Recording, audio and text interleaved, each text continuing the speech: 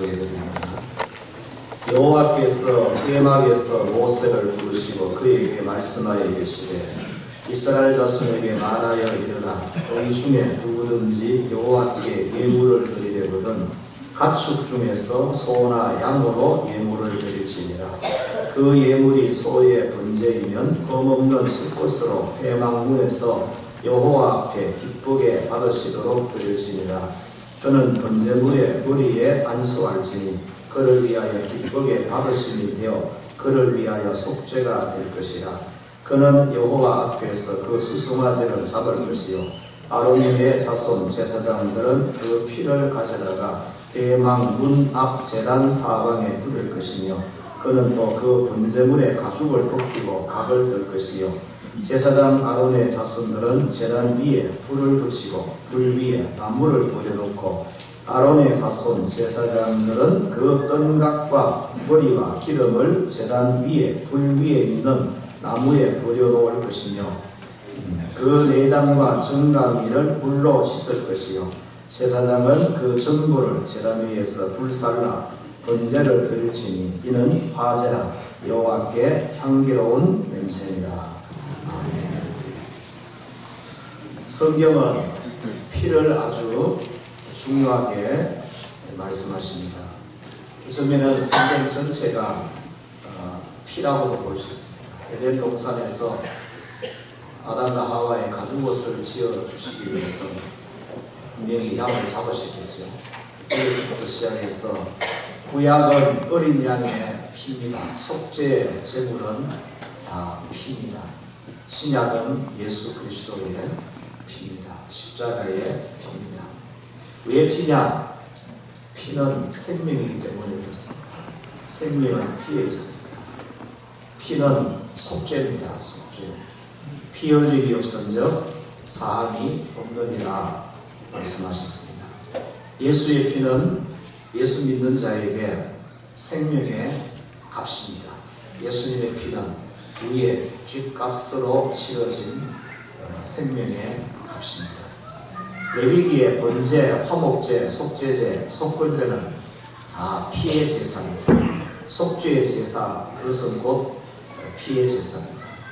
번제는 모든 것을 아낌없이 태워서 드리는 제사입니다. 내장, 안에 있는 것, 밖에 있는 것 씻어서 태워서 각을 떠서 태워서 전부를 하나님 앞에 불에 태워 드리는 제사가 번제입니다. 이런 순서 중에서 가장 중요한 것은 피 뿌림입니다. 레위기 1장 5절에 보시면은 그 피를 가져다가 회막 문 앞 제단 사방에 뿌릴 것이며 이렇게 말씀합니다. 피 뿌림이 없으면은 다른 것을 전부 다 드려도 소용이 없습니다. 피 뿌림이 가장 중요합니다. 이 번제는 예수 그리스도의 십자가의 죽으심에 대한 예표입니다. 예수님의 모든 것을 하나님 앞에 제물로 다 드리십니다. 삶도 하나님 앞에 제물로 드리시고 죽음도 하나님 앞에 제물로 드리십니다. 예수님의 죽음은 우리에게 번제가 되고 속죄 제물이 되고 그렇습니다. 예수님의 죽으심도 마찬가지입니다. 삶은 1.1에 흠이 없는 거룩한 삶이지만 그 삶이 우리의 구속이 되는 것이 아니고 예수님의 피 흘림의 그 죽으심이 우리에게 속죄가 되고 그리고 구원이 됩니다. 그래서 예수님에게도 이 피 흘림이 바로 생명이 되죠. 예수님이 십자가에서 죽으시는 이유, 피 흘려 죽으시는 이유, 그것은 제사의 피 뿌림이 절대적으로 중요한 것처럼 예수님이 속죄의 제물이 되시는 데 있어서 피 흘림이 절대적으로 중요하기 때문에 그렇습니다. 고난 그 자체가 속죄가 아니고 값이 되는 것이 아니고 피가 값이 됩니다. 피가. 그래서 예수님은 온몸으로 피 흘리셨습니다. 머리에는 가시로 관을 써서 여기 보면 가시가 있습니다. 이걸 가시로 관을 이렇게 써서 군병들이 예수님께 관 씌울 때에 할 수 있으면 안 찔려고 찔리는 걸 피해가면서 이렇게 곱게 씌워진 것이 아닙니다. 그냥 팍 누른 것이지. 그래서 머리에서는 가시에 찔려서 피 흘리시고, 등에는 채찍에 맞아서 피 흘리시고, 손과 발에는 못에 박혀서 피 흘리시고, 옆구리에는 창에 찔려서 피 흘리셨습니다. 예수님은 반드시 제물로 죽으시기 때문에 피 흘리심이 있어요. 그래서 십자가의 죽으심은 피 흘림의 죽으심입니다. 그런데 여러분, 이 피 흘림의 시작은 바로 이 겟세마네 동산이었습니다. 겟세마네 동산에서의 예수님의 피 흘림은 예수님 스스로 흘리신 피입니다. 예수님께서 찾아가셔서 예수님께서 스스로 흘린 피, 머리에 흘린 피, 등에 흘린 피, 손발에 흘린 피, 옆구리에 흘린 피는 군병들에 의해서 흘리신 피입니다. 겟세마네 동산에서 예수님이 흘린 피는 예수님이 스스로 흘린 피입니다. 기도로 통해서 흘리신 피입니다. 겟세마네라는 말의 뜻이 기름 짜는 틀이라는 그런 뜻을 가지고 기름 짜는 틀입니다. 예수님은 기도로 통해서 온몸으로 피를 땀으로 짜내셨습니다. 오늘 본문에 이렇게 표현합니다. 땀이 땅에 떨어지는 핏방울 같이라고 이렇게 표현합니다. 다른 성경에서는 이마에 맺힌 땀이 핏방울 같이 되어서 땅에 떨어졌다. 또 다른 성경에는 핏방울 같은 땀이 땅에 떨어졌다. 이렇게 번역되고 있습니다. 예수님께서 이렇게 하시는 이유, 이렇게 하시는 목적이 어디 있느냐? 그것은 아버지의 뜻을 이루시기 위함입니다. 내 원대로 마옵시고 아버지의 원대로 되기를 원하나이다. 따라하겠습니다. 내 원대로 마옵시고 아버지의 원대로 되기를 원하나이다. 그 아버지의 뜻이 무엇이고 그 아버지의 원하심이 무엇입니까? 그것은 영혼 구원입니다. 하나님의 모든 일, 이 땅에 오신 예수님의 모든 일은 영혼을 구원하기 위함입니다. 영혼을 살리기 위함입니다. 디모데후서 2장 4절에서 모든 사람이 구원을 받으며 진리를 아는 데 이르기를 원하시느니라 이렇게 말씀하셨어요. 모든 사람이 구원받기를 원하시는 것이 하나님의 원하심이고 하나님의 뜻입니다. 하나님이 세상을 이처럼 사랑하사 독생자를 주신 이유도 누구든지 그를 믿음으로 멸망치 않고 영생을 얻게 하기 위하여서 독생자를 보내셨고 독생자 예수님께서도 십자가를 지시는 이유도 영생을 얻게 하기 위해서 멸망받아 마땅한 죄인들을 예수를 믿음으로 영생을 얻게 하기 위하여서 예수님이 그 십자가를 지십니다. 하나님의 일은 영혼 구원을 위해서, 예수님의 일도 영혼 구원을 위해서. 그래서 예수님은 십자가 위에서 십자가에 달려 있으면서도 한 사람이라도 영혼 구원하시려고 한편 강도에게 오늘 내가 나와 함께 나고대 있으리라 라는 이 말씀이, 이 선포가 그 강도를 진짜 이 음부에서 낙원으로 옮겨지는 그 살리는 말씀이 된 것이에요. 오늘 너가 나와 함께 낙원에 있으리라 라는 이 말씀의 선포, 이건 선포입니다. 이 선포가 그 강도를 음부에서 낙원으로 옮겨지게 되는 구원의 말씀이고 구원의 역사입니다. 여러분 십자가에 달려서 이 숨이 가쁘잖아요. 몸이 밑으로 처지면 폐가 눌리면 말씀을 하시기가 어렵습니다. 그 가운데서도 오늘 다 이루었다 짧아요. 그런데 오늘 내가 나와 함께 낙원에 있으리라 이렇게 긴 문장이에요. 지금 이 건강한 제가 하는 말은 이게 아주 이렇게 쉽게 할 수 있지만은 예수님의 십자가 위에서 그 압박을 받는 폐가 압박을 받는 가운데 숨 쉬는 것조차도 어려운 상황에서 이 말씀은 상당히 긴 말씀이에요. 그럼에도 불구하고 그렇게 말씀하시는 이유, 그 말씀을 선포하시는 이유는 영혼을 한 영혼이라도 구원하시기 위한 예수님의 마음이고 하나님의 원하심을 이루어 드리는 일이지요. 여러분, 왜 날 구원하셨어요? 하나님이 왜 우리에게 영생을 주셨고 우리를 하나님의 자녀로 삼으셨습니까? 여러분, 구원에 대한 확신이 있으시지요? 영생에 대한 확신이 있으시지요? 하나님이 아버지십니까? 왜 그렇게 하셨어요?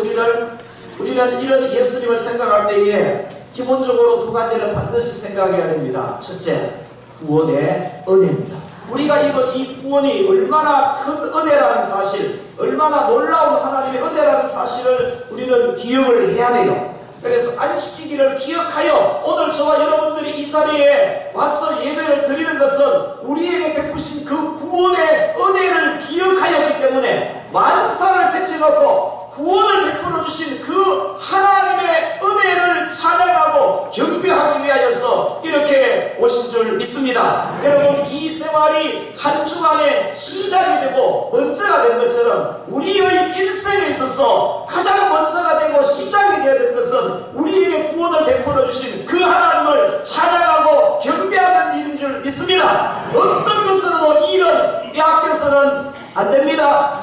또 하나 기억해야 될 것은 사명입니다. 사명. 어떤 사명이냐? 영혼 구원의 사명입니다. 오늘 우리가 떡과 잔을 대합니다.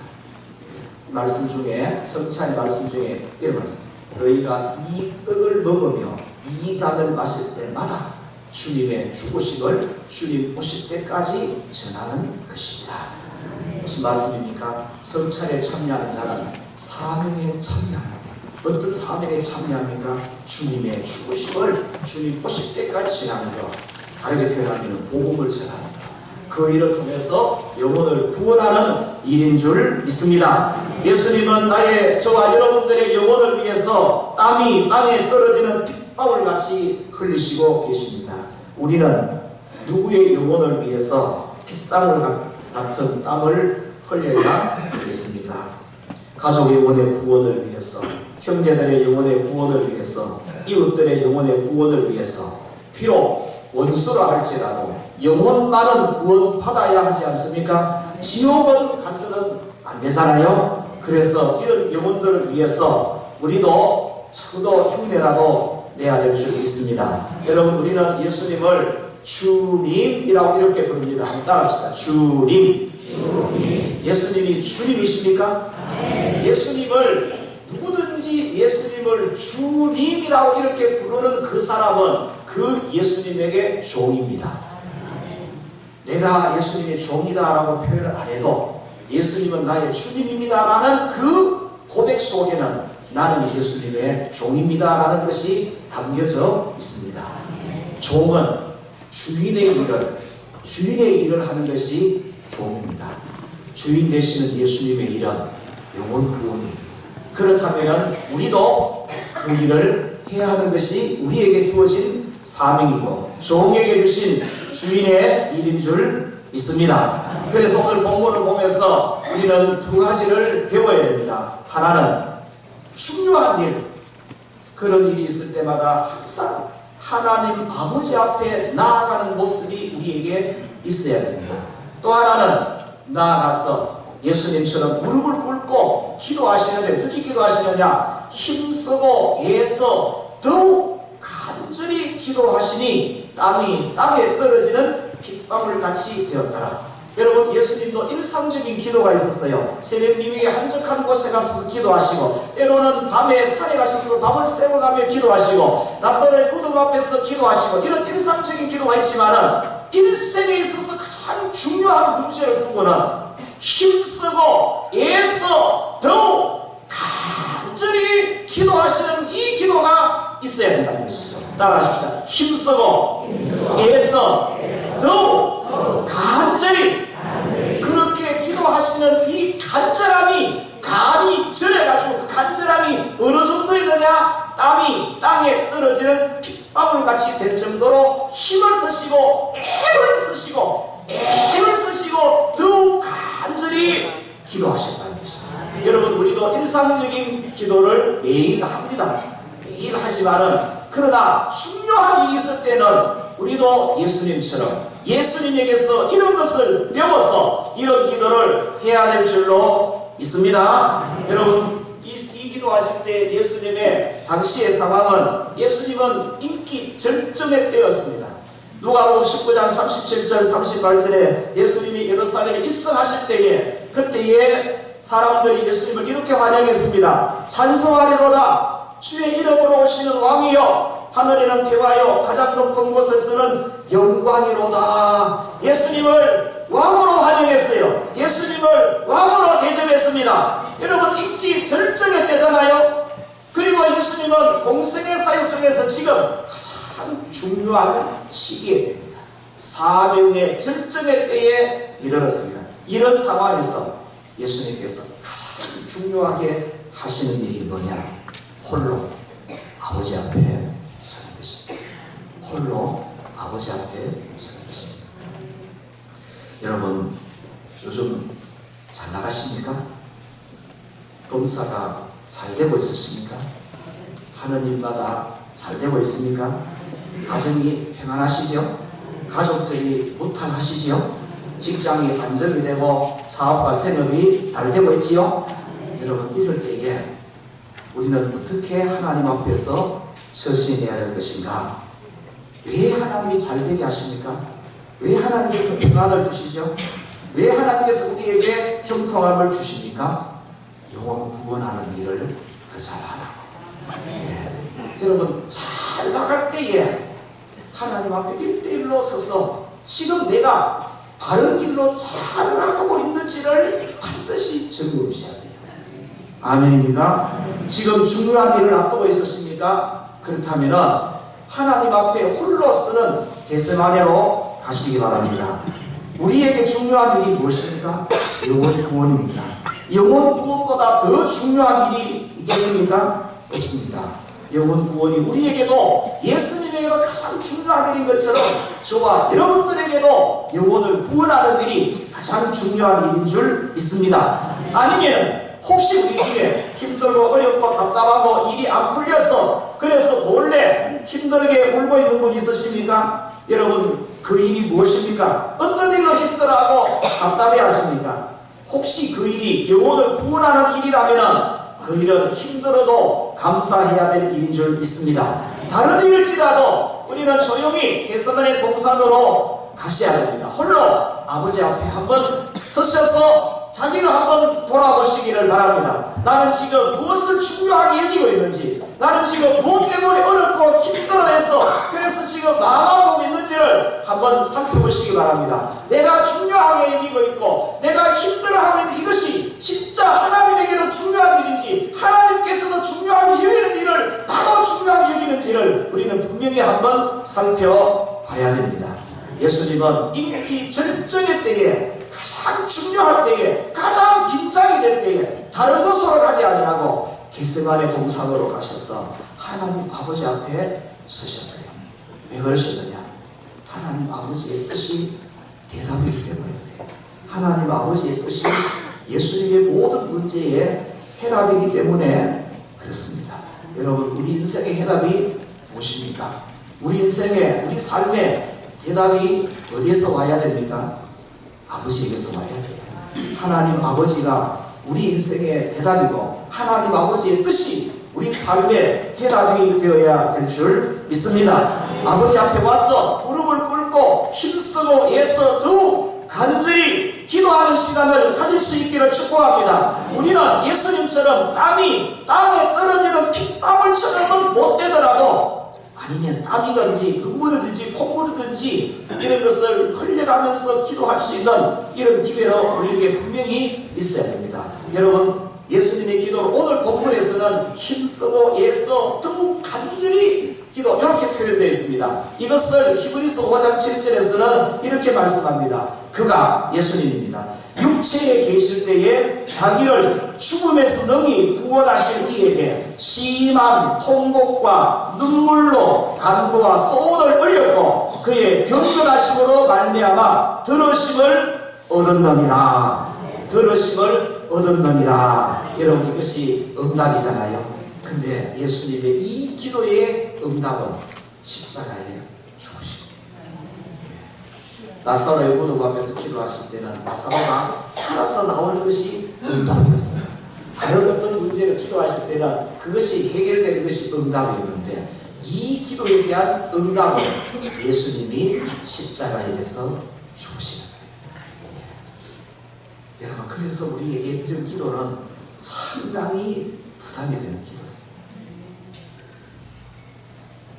지난 월요일날 제가 우리들 교회 김양재 판교에 있는 김양재 목사님 목회하시는 우리들 교회 이 목욕탕 목회자 세미나 참석하신 분 대상으로 큐티 목회 세미나 하루를 가졌어요. 그래서 제가 갔다 왔습니다. 그 목사님은 지난해 10월 달에 제 5회 목욕탕 목회자 세미나 할 때에 그때 제가 참석했었어요. 그때에 그 세미나를 앞두고 유방암 수술 날짜를 잡아놓고 그리고 세미나를 인도하시고 그리고 수술 받으러 가셔서 수술 받고 그리고 지난 월요일 날 말씀이 6차까지 항암 이 치료를 마친 그런 상태였어요. 그런데요, 목사님은 그러니까 그 날이 지난 월요일 날이 수술 받으러 교회를 가시고 떠나시고 나서 처음으로 그 교회에 오는 날이 그날 세미나예요. 지금 감은 잡히시죠?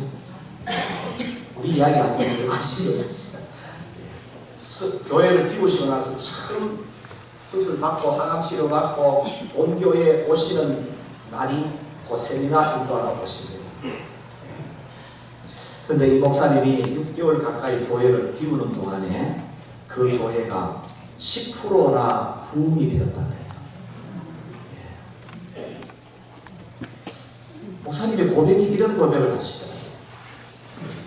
그 교회는 개척된 지가 한 14년 가까이 됩니다. 이제 금년에가 14년 정도 됩니다. 근데 교인이 한 10,000명 정도 됩니다. 좀 더 몰라주세요.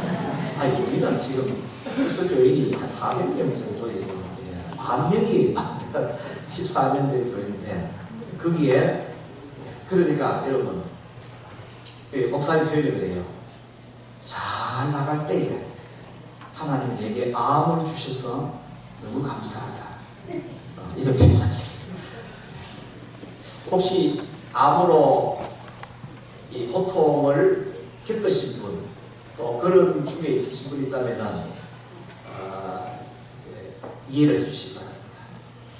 여러분, 이게 참 쉬운 일이 아니에요. 수술 자체도 쉽지 않지만은 항암 치료가 더 어렵다. 근데 그렇게 고백을 하시더라고요. 가장 잘 나갈 때 하나님은 암을 주셨다.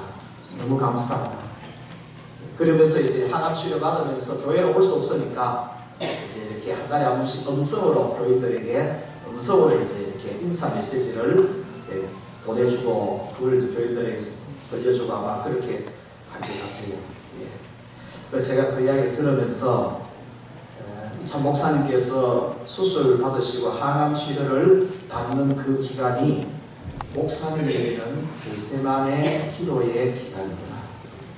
교인들에게도 그 기간을 진짜 겟세마네 동산의 기도의 기간으로 삼았구나. 여러분, 이제 암 수술을 받고 이 치료를 항암 치료가 더 힘들다. 얼마나 식은땀도 흘리고 힘들어서 눈물도 많이 흘렸겠어요. 근데 그렇게 흘려지는 그 땀과 눈물이 땅에 떨어지는 핏방울이 되었다. 그 속에 분명히 기도가 있습니다. 새벽 큐티를 인도하시는 우리 교회 목사님들이나 성실로도 당시 인도하시더라고요. 꼭 그분들을 기도할 때에 목사님을 위해서 기도하세요. 그들이 교인들이 흘리는 그 눈물의 강구도 땀이 땅에 떨어지는 빗방울이 되었구나. 그들의 기도로 통해서 10%나 더하는 영혼 구원의 일을 하나님이 이루셨구나. 예수님의 겟세마네의 기도가 저와 여러분들의 영혼을 살리셨어요. 그 김양재 목사님이나 우리들 교회의 그 겟세마네의 기도가 우리들 교회의 영혼 구원을 그만큼 이룬 것이죠. 이제 우리 영덕읍 교회의 겟세마네 기도는 어떤 역사를 이루어 가야 할 것인가, 이런 생각을 하게 됩니다. 아니, 해야 될 줄로 믿습니다. 여러분, 오늘은 고난주일입니다.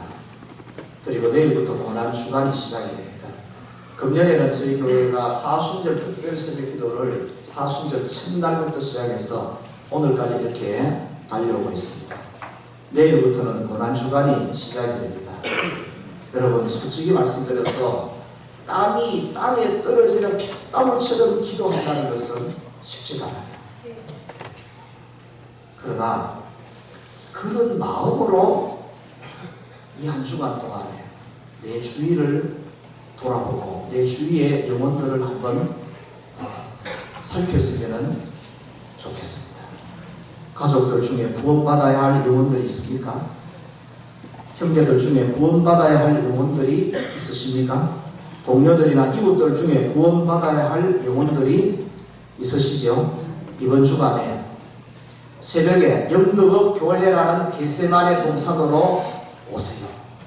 새벽에 오셔서 전도해야 될 그 영혼을 품고 땀을 흘리든지 눈물을 흘리든지 콧물을 흘리든지 영혼을 위해서 한 번 더 우리 가슴에 품는 작업을 하고 한 번 더 찾아가는 일을 하고, 비록 다음 주에 안 나올지라도 우리가 기도를 통해서 땀을 흘리든지 아니면 찾아가는 일을 통해 땀을 흘리든지 하나님께서 우리가 흘리는 땀을 하나님이 사용을 해주신다면 그렇게 해서 영생 주시기로 작정된 자들이 영생함을 얻게 되는 이런 일들이 일어나게 하기 위해서 예수님께서 오늘 이렇게 기도하시고 교회마다 그렇게 기도하시는 걸 통해 가지고 구원의 역사를 이루시듯이 우리 교회도 그 몫을 우리가 이 고난주간이니까 조금 더 감당하셔서 하나님을 기쁘시게 드리는 우리 영덕읍 교회 될 수 있기를 주의 이름으로 축복합니다. 찬송가 457장 1절 2절 부르시면서 우리 성찬